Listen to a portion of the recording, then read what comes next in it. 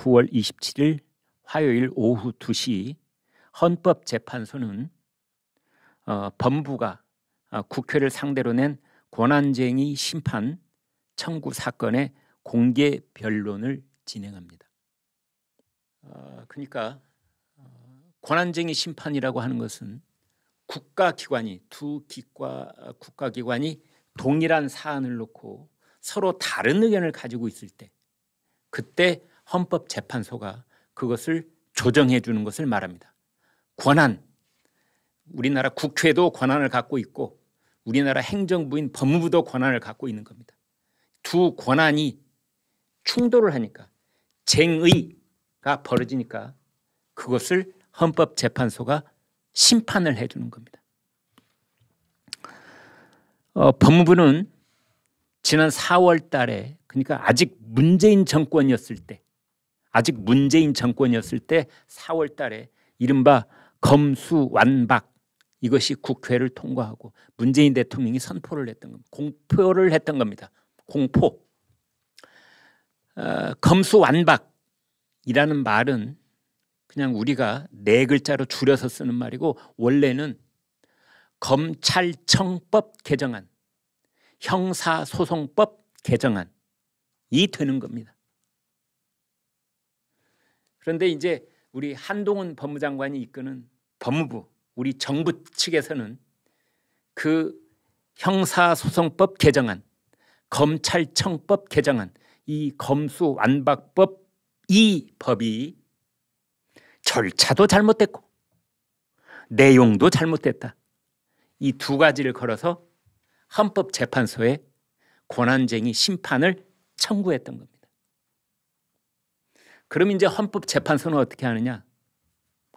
법무부 오세요. 그리고 국회 오세요.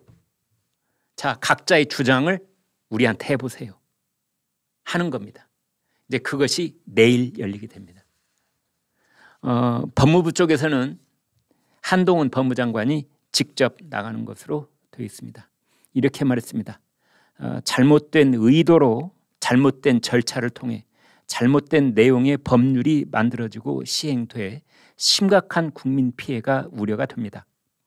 헌법재판소와 국민들께 가장 효율적으로 잘 설명할 수 있는 방법을 찾겠다 말씀드렸는데 직접 변론 기일에 출석해서 소상히 설명드리고자 합니다. 이제 그러면은 양쪽에 변호인단이 있습니다.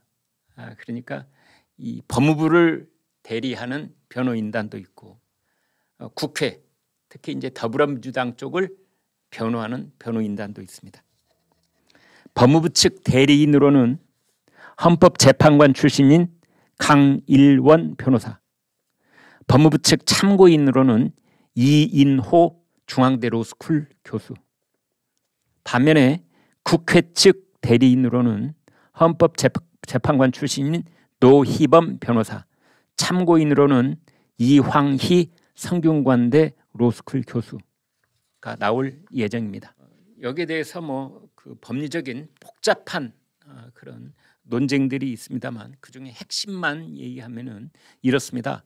한동훈 법무장관과 우리 정부가 주장하는 바는 검사들의 기소권은 우리 헌법이 규정하고 있는 고유의 권한이다. 이것을 제한하거나 축소시키는 입법은 우리 헌법 정신에 어긋난다라는 겁니다. 첫 번째가. 두 번째는 이른바 의원 위장 탈당, 민영배, 그리고 회기 쪼개기, 이것들은 민주적 절차를 그리고 우리의 입법에 따른 절차를 완전히 무시한 것이다 라는 주장인 거고요. 반면에 국회 쪽에서는 검사의 수사 및 공소 제기에 관련된 주체, 그 권한과 범위, 절차 등은 전형적인 입법사항이다. 그러니까 간단하게 이렇게 보시면 되겠습니다. 우리 법무부에서는 이게 헌법과 관련된 헌법에 규정되어 있는 사항이다 라고 하는 거고 더불어민주당에서는 아니야. 그건 국회가 입법적 자율에 의해서 할 수 있는 조치야 라고 지금 맞서 있는 사방이 되겠습니다. 그런데 여기서 한 가지 돌발 변수가 생겼습니다. 바로 경찰청이 이 권한쟁의 심판에 끼어든 겁니다. 원래는 한동훈 법무부와 이재명 더불어민주당이 논쟁을 벌일 사안인데 여기에 경찰청이 끼어든 겁니다. 경찰청이 권한쟁의 심판에 대한 경찰 의견서를 제출을 했습니다. 그 내용은 검찰에 반발하고 법무부에 반발하고 국회를 편드는 내용으로 일관되어 있습니다. 이제 그래서 이거는 어떤 결과가 되어오느냐? 사실은 경찰은 입법부가 아니라 행정부입니다. 경찰은 국회가 아니고 행안부 소속입니다. 그런데 그 경찰이 입법부 편을 들면서 의견서를 내버린 겁니다. 따라서 행정부 쪽이 약간의 분열된 그런 모습을 보이고 있는 것이 또 하나의 돌발 변수가 됐다. 이렇게 말씀드릴 수가 있는데 여기에 대해서는 더불어민주당의 기동민 의원이 이 의견서에 개입되어 있다. 이렇게 기사가 나오고 있습니다. 제주대학교의 이상희, 앞으로 읽어도 이상희, 뒤로 읽어도 이상입니다. 이상희 교수가 원래는 그 민주당 소속이었는데 이재명 대표의 기본소득론을 끊임없이 비판을 했다가 징계를 받고 탈당한 그런 이제 교수입니다.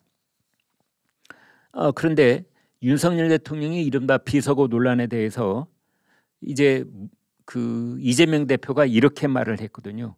의의를 위한다면 마땅히 행동해야 한다. 불의를 방관하는 것은 불이다. 할 수만 있다면 담벼락에 고함이라도 치라고 하셨던 김대중 선생은 행동하지 않는 양심은 악의 편이라고 했다. 물방울이 모여 바다를 이룬다 등등의 발언을 했는데 이러한 발언에 대해서 이상희 교수가 이재명 대표는 민주당의 기본소득 포퓰리즘과 불공정, 반민주, 적폐를 누적함으로써 망국적인 이재명의 민주당을 만든 장본인이다. 따라서 불의를 방관하는 건 불의라느니 이러한 고상한 말을 할 자격이 없다라고 되쏘아 주었습니다. 이 이재명 더불어민주당 대표의 성남FC 후원금 의혹과 관련해서 서울 성동구에 있는 주빌리은행 본점 그리고 성남시 성남금융복지상담센터 그다음에 네이버 이상과 같은 10여 곳을 지금 대대적으로 압수수색을 하고 있습니다. 다시 한번 말씀드립니다. 검찰이 성남FC 후원금 의혹 사건과 관련해서 이재명 더불어민주당 대표와의 관련성을 캐기 위해 지금 10여 곳을 대대적으로 압수수색을 진행하고 있습니다.